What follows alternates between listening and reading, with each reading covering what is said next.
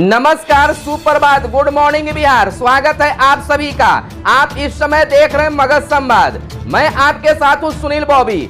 हम आपको बिहार के हर खबरों से कराएंगे रूबरू, चाहे वह सरकार की बात हो या जनता की सरोकार की। आज हर खबरों को आपको बताएंगे। पहले शुरुआत करते हैं बिहार की ताजा व बड़ी खबरों के साथ।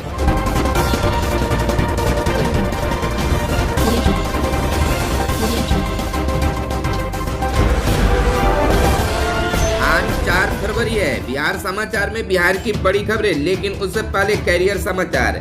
आरपीएससी ने एसआई के 859 पदों पर भर्ती के लिए मांगे आवेदन। 9 फरवरी से शुरू होगी एप्लीकेशन प्रोसेस। राजस्थान लोक सेवा आयोग आरपीएससी ने राजस्थान पुलिस में उप निरीक्षक प्लाटून कमांडर के कुल 859 पदों पर भर्ती के लिए नोटिफिकेशन जारी किया है। नोटिफिकेशन के मुताबिक इन पदों के लिए एप्लीकेशन प्रोसेस 9 फरवरी से शुरू होगी। इच्छुक कैंडिडेट्स 3 मार्च तक इन पदों के लिए ऑनलाइन आवेदन कर सकते हैं। इधर बता दें कि उप निरीक्षक आईबी की संख्या 64, उप निरीक्षक एमबीवीसी 11, उप निरीक्षक एसपी 746, प्लाटून कमांडर आरएससी 38। योग्यता की अगर बात कर ले तो इन पदों पर अप्लाई करने वाले कैंडिडेट्स किसी भी मान्यता प्राप्त विश्वविद्यालय संस्थान से किसी भी स्ट्रीम में ग्रेजुएट होने चाहिए। साथ ही कैंडिडेट्स को हिंदी देवनागरी लिपि में लिखना आना चाहिए और राजस्थानी संस्कृति का ज्ञान भी होना चाहिए। आयु सीमा की बात कर ले तो राजस्थान पुलिस में एसआई भर्ती के लिए अप्लाई करने वाले कैंडिडेट्स की उम्र 1 जनवरी 2022 को 20 साल से कम और 25 साल से ज्यादा नहीं होनी चाहिए। रिजर्व कैटेगरी के कैंडिडेट्स को नियमानुसार छूट दी जाएगी। आरआरबी, एसएससी और आईबीपीएस भर्ती के उम्मीदवार अब हो जाएं तैयार। सितंबर में होगा कॉमन टेस्ट। मोदी सरकार सरकारी नौकरियों की भर्ती के लिए पहला कॉमन टेस्ट सीईटी सितंबर 2021 से आयोजित करने जा रही है। कार्मिक राज्य मंत्री जितेंद्र सिंह ने कहा है कि राष्ट्रीय भर्ती एजेंसी एनआरए सितंबर से सरकारी नौकरियों के लिए अभ्यर्थियों की प्रारंभिक स्क्रीनिंग ऑनलाइन मोड में करेगी। सिंह ने कहा है कि एनआरए सरकारी क्षेत्र में नौकरियों के लिए योग्य उम्मीदवारों को छांटने के लिहाज से सीईटी आयोजित करेगा। एनआरए सीईटी के जरिए पहले कर्मचारी चयन आयोग, एसएससी, रेलवे भर्ती बोर्ड, आरआरबी और बैंकिंग कार्मिक चयन संस्थान आईबीपीएस के उम्मीदवारों की स्क्रीनिंग करेगी। अंतिम भर्ती संबंधित एजेंसियों द्वारा की जाएगी। उन्होंने लोकसभा में एक प्रश्न के लिखित उत्तर में यह जानकारी दी। जितेंद्र सिंह ने यह भी कहा है कि राज्य सरकारें भर्तियों के लिए साझा पात्रता परीक्षा में उम्मीदवारों को मिले अंकों का उपयोग कर सकती है। एनआरए और सीईटी की शुरुआत रेलवे, बैंकिंग और एसएससी की आरंभिक परीक्षाओं को मर्ज करने से होगी। यानी आरआरबी और आईबीपीएस और एसएससी को भर्ती परीक्षाएं आयोजित करते हैं, उनकी केवल प्रारंभिक परीक्षाएं एनआरए द्वारा आयोजित की जाएगी। प्रारंभिक परीक्षाओं के बाद की भर्ती प्रक्रिया व परीक्षा के चरण आरआरबी और आईबीपीएस और एसएससी संभालेंगे। बिहार पंचायत चुनाव 2021 को लेकर मार्च में 9 से 10 चरणों में हो सकते हैं पंचायत चुनाव। 2 चाइल्ड्स पॉलिसी की योजना नहीं। इधर बता दें कि बिहार में आगामी पंचायत चुनाव 2021 मार्च के मध्य में शुरू होंगे। पंचायत चुनाव को लेकर राज्य निर्वाचन आयोग ने अपनी तैयारी शुरू कर दिया है। इस बार बिहार में 9 से 10 चरणों में पंचायत चुनाव कराए जाने की तैयारी है। अधिकारियों ने कहा है कि पंचायत चुनाव का शेड्यूल जल्द ही राज्य सरकार को भेज दिया जाएगा। बिहार में पहली बार पंचायत चुनाव ईवीएम से कराए जाएंगे। पंचायती राज विभाग के अपर मुख्य सचिव अमृत लाल मीणा ने बताया कि पंचायत चुनाव को लेकर राज्य सरकार के साथ कई दौर की बातचीत हो चुकी है। इस संदर्भ में अंतिम फैसला राज्य निर्वाचन आयोग लेगा। मीणा ने कहा है कि राज्य सरकार की आगामी पंचायत चुनाव में उम्मीदवारों के लिए 2 चाइल्ड पॉलिसी को लागू करने की कोई योजना नहीं है। चुनाव मौजूदा प्रावधानों के अनुसार ही होगा। पंचायत चुनाव के लिए बनाई गई मतदाता सूची में सुधार के लिए दावा व आपत्तियों की जांच शुरू हो गई है। वार्डवार मतदाता सूची बनाए जाने के बाद इसके प्रारूप का प्रकाशन किया जाएगा। आगामी 11 फरवरी तक दावा आपत्तियों का निराकरण करने का निर्देश राज्य निर्वाचन आयोग ने दिया है। बिहार के शिक्षकों को नौकरी से हटाए जाने पर कोर्ट ने लगाई रोक है। पटना हाई कोर्ट ने 30 मार्च 2019 तक डिप्लोमा इन एजुकेशन नहीं करने वाले शिक्षकों को नौकरी से हटाए जाने पर रोक लगा दी है। न्यायमूर्ति डॉक्टर अनिल कुमार उपाध्याय की एकल पीठ ने करीब 1 दर्जन याचिकाओं पर सुनवाई के बाद यह आदेश दिया है। कोर्ट ने बताया कि प्राथमिक निदेशक ने 22 अक्टूबर 2019 को एक पत्र जारी कर सभी जिला शिक्षा पदाधिकारी को निर्देश दिया था कि जो शिक्षक 30 मार्च 2019 तक डीएलएड नहीं किए हैं और 12वीं कक्षा के बाद 50% से कम अंक लाए हैं, उन्हें नौकरी से हटाने की कार्रवाई करें। आपको बता दें कि उन सभी शिक्षकों ने जिन्होंने 12वीं कक्षा पास करने के बाद 50% से कम अंक लाए थे, देश को कोर्ट में चुनौती दी थी। अब कोर्ट ने मामले की सुनवाई करते हुए उस आदेश पर रोक लगा दी है।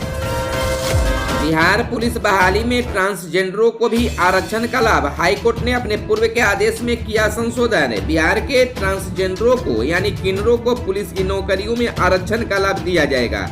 गृह विभाग की ओर से इस आशय का संकल्प जारी किया गया है। इस बात की जानकारी राज्य के अतिरिक्त मुख्य सचिव आमिर सोहबानी ने पटना हाई कोर्ट में एक शपथ पत्र दायर कर दी है। शपथ पत्र में कहा गया है कि बिहार में ट्रांसजेंडरों की जनसंख्या राज्य की कुल जनसंख्या के 0.039% है। काफी कम जनसंख्या होने के कारण इन्हें चरणबद्ध तरीके से आरक्षण देने का निर्णय लिया गया है। ट्रांसजेंडरों के लिए जिला स्तर पर जिला पुलिस अधीक्षक के अधीन अलग से एक स्पेशल यूनिट बनाई जाएगी। पहल इस यूनिट में एक अधिकारी, सब इंस्पेक्टर तथा 4 पुलिसकर्मी रहेंगे। बाद में इनकी संख्या में इजाफा किया जाएगा और स्वायत्त बनाकर 2 अधिकारी तथा 8 सिपाही को रखा जाएगा। इस प्रकार एक प्लाटून बनाकर 6 अधिकारी तथा 24 पुलिसकर्मियों की तैनाती की जाएगी। बजट के बाद एलपीजी ग्राहकों को बड़ा झटका, आज से गैस सिलेंडर के दाम में जोरदार वृद्धि। बजट के बाद एलपीजी ग्राहकों को बड़ा झटका लगा है। आज से गैस सिलेंडर के दाम में जोरदार वृद्धि हुई है।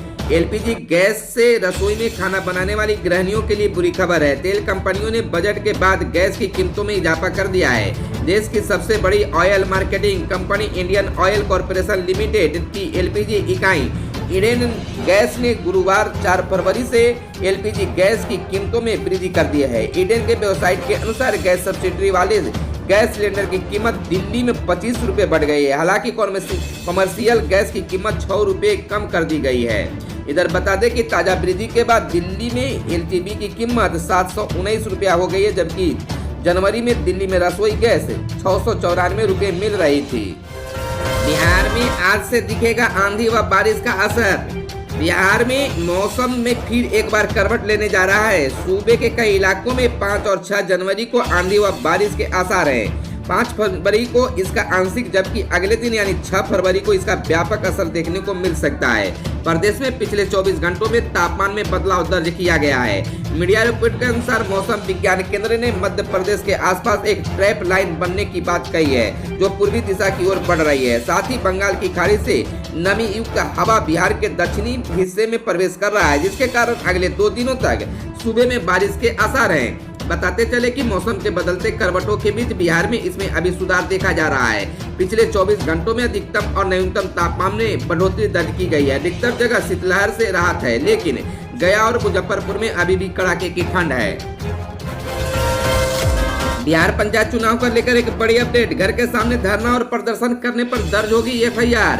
पंचायत चुनाव के मैदान में उतरने वाले प्रत्याशियों को आदर्श आचार संहिता पर विशेष सतर्क रहने की आवश्यकता है। चुनाव लड़ने वाले प्रत्याशी अगर किसी व्यक्ति के घर के सामने घरेलू जीवन में दखल देने के लिए उनके घरों के सामने प्रदर्शन या धरना आयोजित करने पर धारा 143 के तहत प्राथमिकी दर्ज होगी। इसके लिए 6 माह का कारावास भी हो सकता है। आदर्श आचार संहिता के तहत कई निर्देश जारी किए गए हैं। इसके तहत किसी भी व्यक्ति के मकान के सामने उनके विचारों और कार्यों के विरुद्ध में प्रदर्शन करने या धरना देने का प्रयास नहीं किया जाना चाहिए। पंचायत चुनाव में प्रत्याशियों को इस बात का ध्यान रखा जाना है, जिसमें दूसरे प्रत्याशियों के कार्यकर्ताओं की निजी जीवन के किसी भी पहलू पर जिसका सार्वजनिक गतिविधि से कोई संबंध न हो तो टीका टिप्पणी नहीं की जा सकती है। इसकी अनुमति नहीं दी जाएगी। प्रत्याशियों को इस बात का भी ध्यान रखना होगा कि किसी भी वर्ग, जाति या संप्रदाय भावनाओं को भड़काने वाला कोई काम नहीं किया जाए। अगर ऐसा है तो यह प्रत्याशियों और उनके समर्थकों के खिलाफ आदर्श आचार संहिता का मामला बन सकता है। सरकारी शिक्षण संस्थानों से इंटर व स्नातक पास लड़कियों को ही मिलेगा प्रोत्साहन राशि। राज्य में सरकारी शिक्षण संस्थानों से इंटर और स्नातक पास करने वाली लड़कियों को आगे की पढ़ाई के लिए प्रोत्साहन राशि मिलेगी। इस संबंध में मंगलवार को राज्य कैबिनेट ने नई नीति को मंजूरी दी है। इसके तहत इंटर पास करने वाली अविवाहित लड़कियों को 25,000 और स्नातक पास करने वाली लड़कियों को 50,000 रुपये दी जाएगी। राज्य कैबिनेट से मिली मंजूरी के अनुसार सुशासन के कार्यक्रम 2020 20-25 के तहत मुख्यमंत्री कन्या उत्थान योजना अंतर्गत उच्चतर शिक्षा के लिए प्रोत्साहित करने के लिए 2021-22 से नई व्यवस्था लागू की गई है। इसके तहत राज्य की राजकृत गैर सरकारी सहायता प्राप्त प्रारंभिक और माध्यमिक उच्च माध्यमिक अनुदानित विद्यालयों को रखा गया है। चतुर्थ श्रेणी के कर्मी संविदा पर होंगे बहाल। निकायों के लिए स्टाफ का खाका 3 श्रेणियों में तैयार किया गया है। इसमें नगर निगम, नगर परिषद और नगर पंचायतें शामिल है। नए नगर निगमों के कार्यपालक पदाधिकारी, सिटी मैनेजर, अपर और लोअर डिवीजन क्लर्क के अलावा स्वच्छता, स्वास्थ्य, वेटनरी, इलेक्ट्रॉनिकल से जुड़े पदों पर तैनाती होनी है। चतुर्थ श्रेणी कर्मचारी संविदा पर बहाल किए जाएंगे। खबरों में आज बस इतना ही। अगर ये वीडियो आपको पसंद आया हो तो एक लाइक जरूर करेंगे। अगर अब तक चैनल को सब्सक्राइब नहीं किए तो चैनल को कर ले सब्सक्राइब। धन्यवाद। जय हिंद, जय भारत, वंदे मातरम।